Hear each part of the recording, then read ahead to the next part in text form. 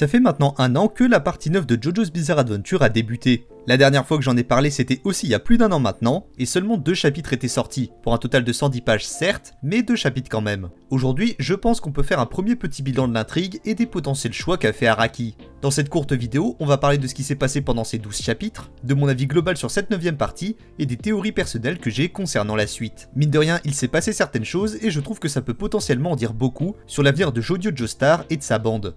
On va aussi revenir sur certains points que j'ai évoqués dans la précédente vidéo sur Jojo Lens, parce que je trouve que dans mes pronostics, j'ai pas forcément eu faux sur tous les points.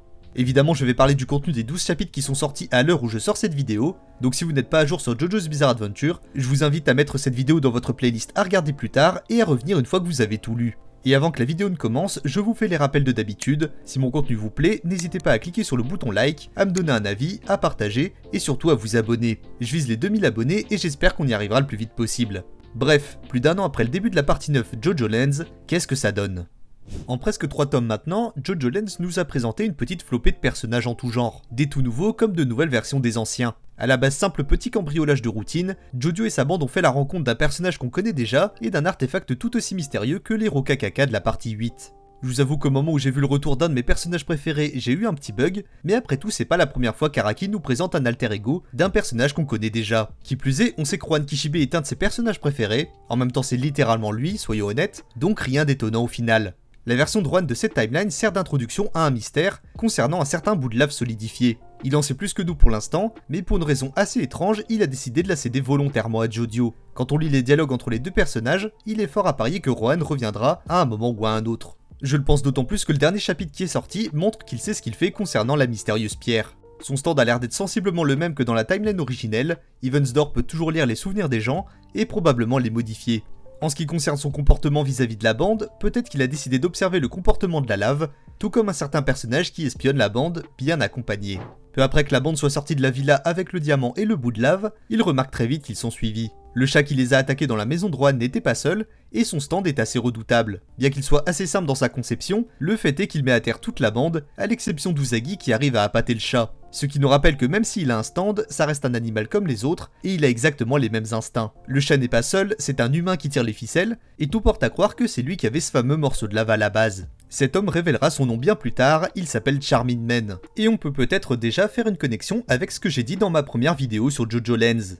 Charming Man a une peau très particulière, une peau un peu sablonneuse et qui ressemble un peu à de la roche. Un de mes pronostics sur l'intrigue de cette partie 9 reposait sur un éventuel retour des hommes rochers, les ennemis de Jojo Lion. Quelque chose d'aussi saugrenu qu'une espèce qui s'infiltre parmi les humains dans le but de prendre progressivement leur place à la manière d'un film de SF des années 50, même pour quelqu'un comme Araki, ça me paraît trop pour qu'ils ne soient les antagonistes que d'une partie.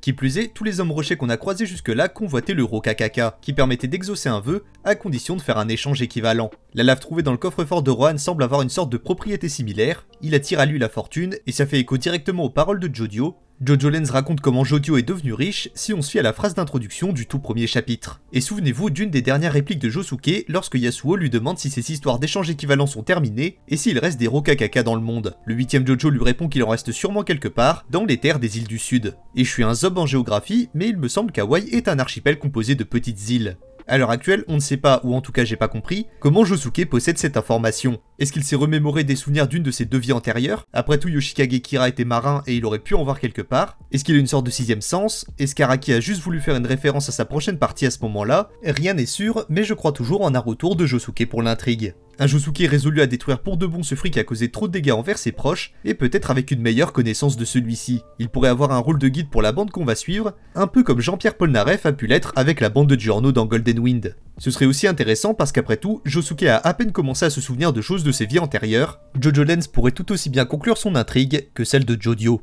Mais en parlant de la bande de Giorno, j'avais aussi misé sur un éventuel parallélisme entre Jojo Lens et la partie 5 de JoJo's Bizarre Adventure, Golden Wind. Et je pense que pour l'instant, ce n'est toujours pas une piste à écarter. J'avais parlé de stands qui se ressemblaient, notamment le Smooth Operator de Dragona et le Sex Pistol de Mista, de certains Kara Design aussi, Meryl May me faisait un peu penser à Polpo, tant au niveau de son physique imposant que de son rôle dans son activité criminelle. Uzagi ressemble un peu à Risotto d'un point de vue vestimentaire, mais on a maintenant des dialogues qui peuvent confirmer cette théorie. Durant leur combat contre Charming Man, les différents membres de la bande semblent soupçonner ce dernier de faire partie de la mafia. Ce n'est a priori pas vrai, Charming Man sait d'ailleurs à peine se servir d'un couteau, mais il a un stand et il finit par être enrôlé dans la bande. Il semblerait même que Meryl May ait un plan pour faire quelque chose de lui. Quoi qu'il en soit, la théorie du parallélisme est toujours envisageable. Après tout, Jojo Lion est une version alternative de Diamond is Unbreakable, avec la même méthode de narration et la même sensation de mystère et de paranormal, donc ça ne serait même pas un coup d'essai.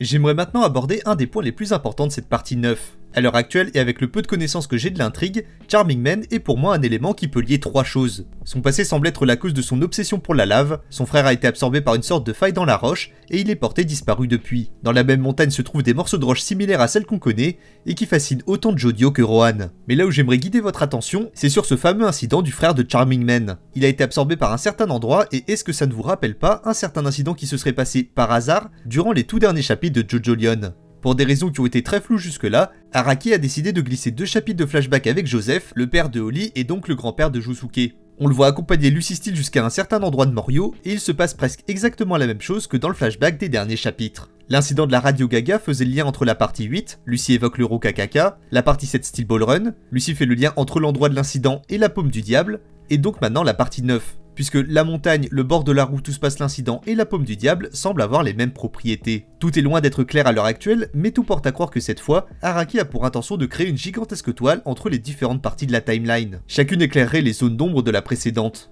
Un nouveau style d'écriture pour le mangaka puisque les parties précédentes étaient indépendantes et n'étaient reliées que par la présence de certains personnages. Steel Ball Run, Jojo Lion et Jojo Lens sont liés par la présence d'endroits capables de réveiller le cœur des individus, mais qui sont aussi capables de réveiller des stands chez les meilleurs d'entre eux. A l'inverse des flèches qui ont les mêmes propriétés, ces endroits semblent être doués de conscience et capables d'observer les gens. À voir ce qu'Araki compte faire de ça exactement. Pour résumer, je pense que Jojo Lens est encore une partie pleine de promesses. Araki tisse lentement sa toile pour étendre un vrai univers et je ne peux que constater qu'il ne fait pas les choses à moitié. Jojo Lens établit l'intrigue beaucoup plus vite que Jojo Lion. La lave, la montagne qui absorbe les gens, tout ça est établi en une dizaine de chapitres à peine. On peut y voir, si on veut, une volonté d'Araki d'aller plus vite que dans les 2 parties d'avant. Comme d'habitude, c'est une partie qui se passe dans un cadre complètement différent des autres, mais elle a cette fois-ci été teasée dans les derniers chapitres de la partie 8. J'aimerais pas dire de bêtises, mais la dernière fois que j'ai vu quelque chose qui y ressemblait, c'était à la fin de Battle Tendency. On y voyait Joseph se rendre au Japon ou commencer Stardust Crusader.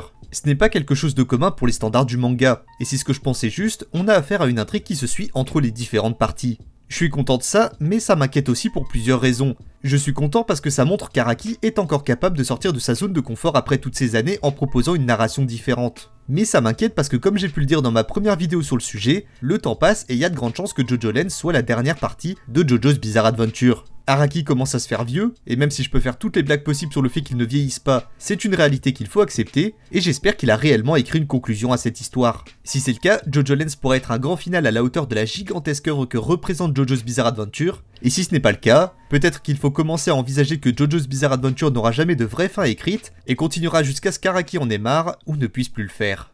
Merci d'avoir regardé cette courte vidéo sur les théories de Jojo Lens, j'espère qu'elle vous aura plu. Après un an de parution mensuelle, j'avais envie de reparler de cette partie 9, parce que mine de rien c'est la première que je suis chapitre après chapitre, et des possibilités qui nous sont offertes. Si vous avez d'autres théories concernant l'avenir de Jojo's Bizarre Adventure, n'hésitez pas à me le dire en commentaire, je lis absolument tout ce qu'on me laisse sous les vidéos. Et si vous appréciez ce que je fais, vous pouvez aussi me suivre sur mes autres réseaux. Tous les liens sont en description, et il y a de grandes chances que si vous regardez cette vidéo le jour de sa sortie, je sois en live le soir même. Je lance à partir de 21 h et pendant ces créneaux-là, on fera un peu de tout. Je joue pas mal à Elden Ring en ce moment, j'ai aussi fait un peu de discussion avec d'autres youtubeurs récemment, donc vous pouvez venir dire bonjour, ça me fait toujours plaisir. Ou me charrier sur mon niveau un peu calamiteux sur Elden Ring, je vous en voudrais pas parce que je sais que c'est tentant. Il y aura pas de vidéo la semaine prochaine, comme d'habitude depuis un moment, j'essaye de prendre de l'avance sur mon planning de sortie, d'autant que je vais essayer de publier un peu plus souvent des shorts et des TikTok, et j'espère juste que la suite vous plaira. Mais en attendant, je vous remercie d'avoir regardé la vidéo jusque là, merci de me suivre, et en attendant la prochaine vidéo, à la prochaine.